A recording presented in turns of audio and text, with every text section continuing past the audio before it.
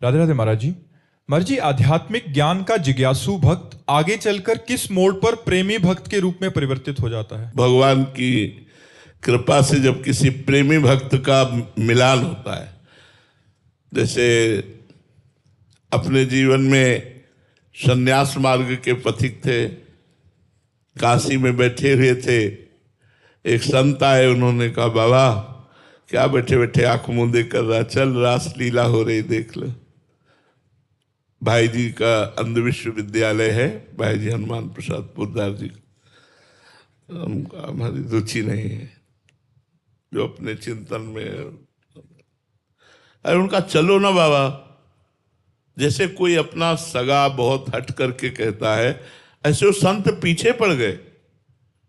तो हमने सोचा विश्वनाथ जी की प्रेरणा है, चलते हैं, भागवती की कार्य तो है, देख लेते हैं। जे ही गए तो सुबह चैतन्य लीला और शाम के रास लीला। एक दिन देखा, दूसरे दिन समय से पहले पहुंच गए। एक महीना देखा, चिल्ला के रो पड़े, कभी रोना नहीं आता था। और श्री राम शर्मा आचार्य लीला के आचार्य थे, तो हमारे मन में आया कि ये लीला इनकी तो होती रहती है, अगर मुझे किसी सेवा में रख लें तो मैं इनकी सेवा करूंगा, रोज लीला देखूंगा। ऐसी भावना से उठे और उनके चरणों में साष्टांग दंडवत। अरे बाबा मार दियो, रे बाबा मार दियो, ब्रजवासी अपनी भाषा।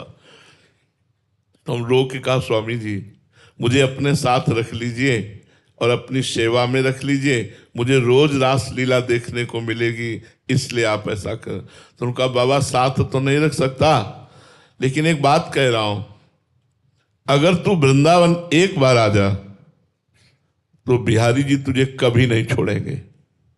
ये हमारे अव्यक्त सदगुरु उनकी जवान में बैठकर बोल गए, एक बार तू वृंदावन आ जा, तुझे बिहारी जी कभी नहीं छोड़ेंगे। बस लगन लग गई, वृंदावन जाना है, वृंदावन जाना है। अपना पैसा ना हमें रास्ता मालूम, कैसे कहाँ कैसे, तो भगवान मोड़ देते हैं।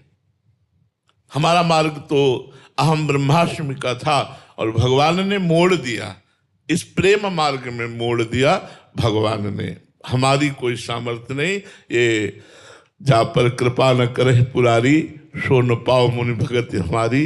ये विश्वनाथ जी की कृपा से, विश्वनाथ जी की कृपा से। और काशी में भी ऐसा था, ये साथ चल